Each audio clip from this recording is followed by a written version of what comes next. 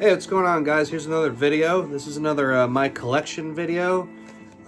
This one's a little bit more basic bitch than my usual ones, but whatever. Um, I know a lot of people don't like this band or like grunge in general, but this band in particular has always held firm for me as far as standing the test of time. This is Alice in Chains, my Alice in Chains collection. For those of you who've been living under a rock for the last 30 years, Alice in Chains formed in 1988 in Seattle. They're a grunge band with lots of influences from like Black Sabbath, a little bit of psychedelic influences here and there, stuff like that. So in 1990, they released their first full-length Facelift. Yeah, this is a classic album. I don't know if it's so hard to rank these because they're all really good, at least the first three and a couple EPs and stuff like that. But the first four songs on this are just phenomenal. You have We Die Young, which was on their first EP that was before this. Man in the Box is another one of those songs that it's like, it reminds me a lot of Tom Sawyer in the sense that like, no matter how much I hear it, I never get sick of it. And if that doesn't tell you that's a good song, I mean, you have like Man in the Box and like Even Flow by Pearl Jam, Jeremy, Tom Sawyer. There's certain songs that I've heard like millions of times and I still love it to this day. I don't know what it is, but Sea of Sorrow is great. Bleed the Freak is one of the best songs they've ever written. I saw these guys a couple of years ago with their new singer. They were like headlining with Stone Temple Pilots and they opened with Bleed the Freak and it was fucking great. I love that song. I Can't Remember is great. Sunshine, Confusion. There's some good songs in here. I'm not crazy about like Love, Hate, Love or like Put You Down's like okay. It's not like a perfect album, but it's definitely a very good album. It's better than a lot of other grunge albums, most other grunge albums. I mean, just to like add a little caveat here, I'm not a huge fan of Soundgarden. I'm not a huge fan of Stone Temple Pilots. Nirvana's fine, but it's like I've heard it all like a million times. And I will say probably the greatest grunge album ever made, without question, is 10 by Pearl Jam. But the rest of their albums range from like good to like okay. Alice in Chains' discography is almost flawless, I would say. Yeah, I would give this an 8.5 out of 10. It's an excellent debut. So then after that, they released Sap, which is an EP that I don't have. It's only a 4-song EP.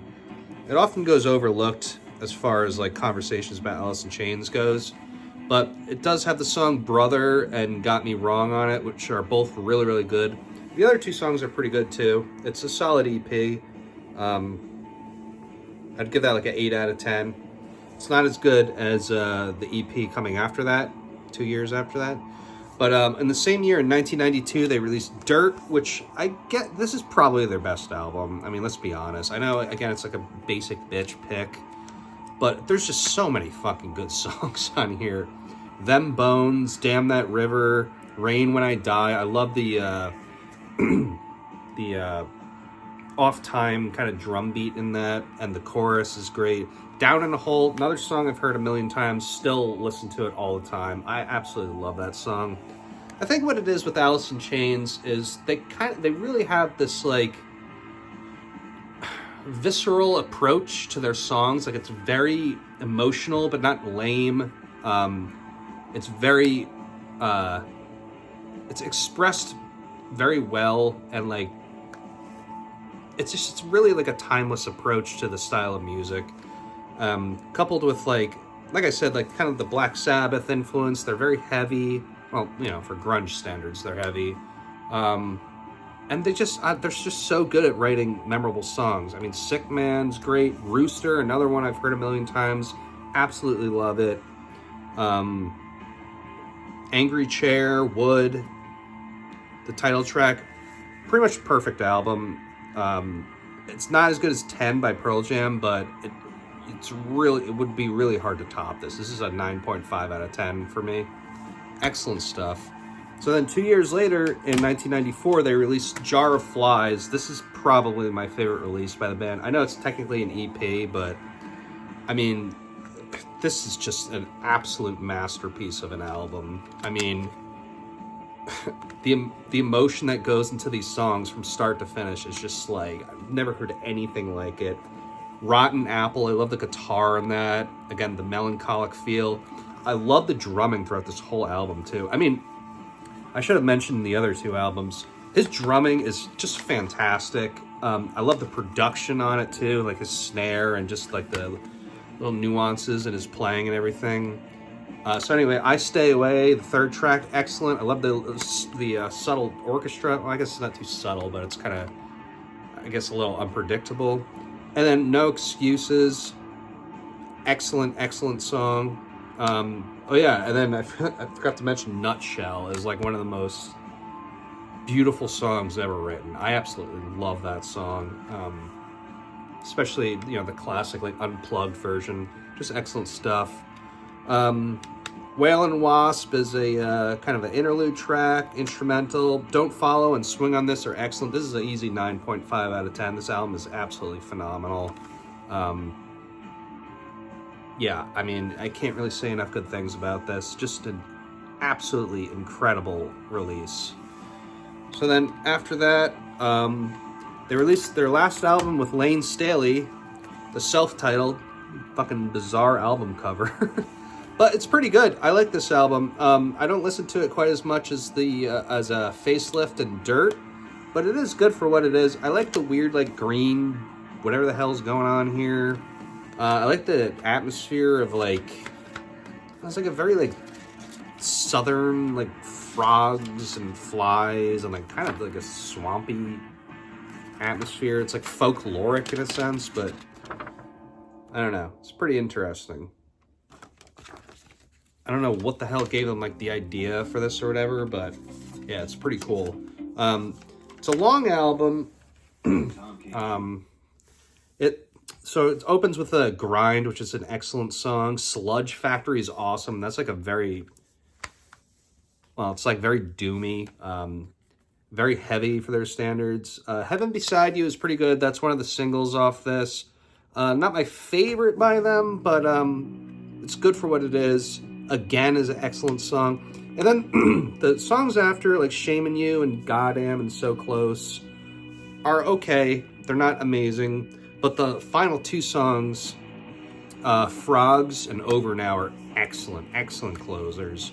So it's not a perfect album, but it's definitely holds its own in the Lane Staley discography of things. So I'd give this an 8 out of 10. It's a very good album. So then after that, in 2002, Lane Staley, the lead singer, died, I guess, from an overdose or whatever. And then in 2009, they regrouped with the new singer, obviously. I forget the guy's name. Let's see if I can figure it out here.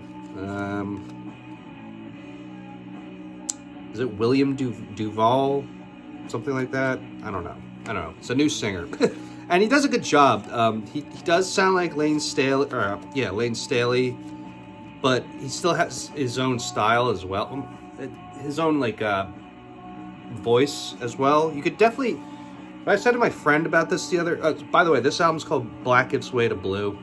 It's the album they released in 2009, post Lane Staley's death. So what I said to my friend the other day about this album is it's a very good album, but it feels like a whole new band, which, you know, on the surface of things doesn't sound like the greatest,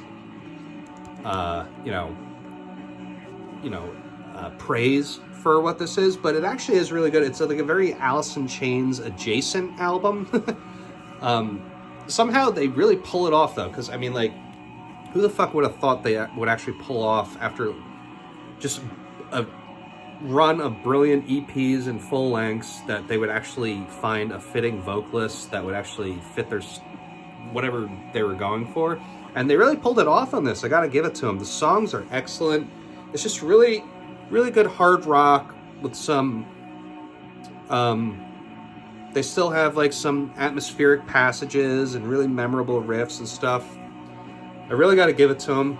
This is like a really, really solid album. I'd probably give this an 8.5 out of 10. You have songs like Check My Brain, Your Decision, Acid Bubble, Private Hell. A lot of really good songs in here. I was very, very surprised by this when it came out because, I mean, let's be honest, most like household name bands, when they come back with a new singer, it's just like, eh.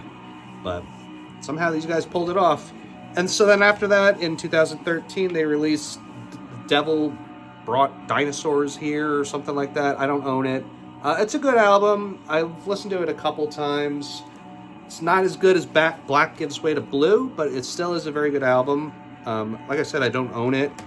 But yeah, I'd give it like an 8 out of 10. And then the one they released in 2018, Rainier Fog, wasn't crazy about. It wasn't bad, but it feels like kind of at this point they should probably just hang it up as far as new material goes. So yeah, I don't know. I'd give that like a 7 or something. But I mean, for a grunge band,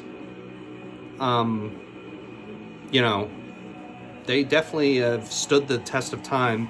And, you know, you could chalk it up to be like, well, you know, you grew up on this band, maybe it's just nostalgia, but it's like, I grew up on a lot of bands that I don't care about anymore. So it's not nostalgia. Like, I could tell when a band survives the test of time. Like, when I was younger, I grew up on, like, you know, Korn, Rage Against the Machine, Limp Bizkit, Slipknot, you know, Tool.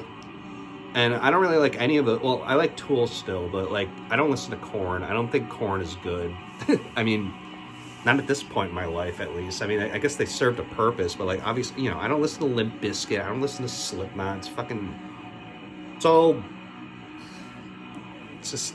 I don't know. It's not stuff I need to be listening to. But, yeah, no, Alice in Chains is one of those bands that stood the test of time. As well as, like I said, 10 by Pearl Jam. You know, Nirvana's still good. I don't seek them out, but if they're on, I'll listen to it. Like I said, I don't like Soundgarden or Stone Temple Pilots or bands like that. But yeah, Alice in Chains is one of my favorite bands ever. They always will be. I mean, these songs are just incredible. So yeah, that's it. That's my Alice in Chains collection. Hope you guys enjoyed it, and I'll catch you on the next one.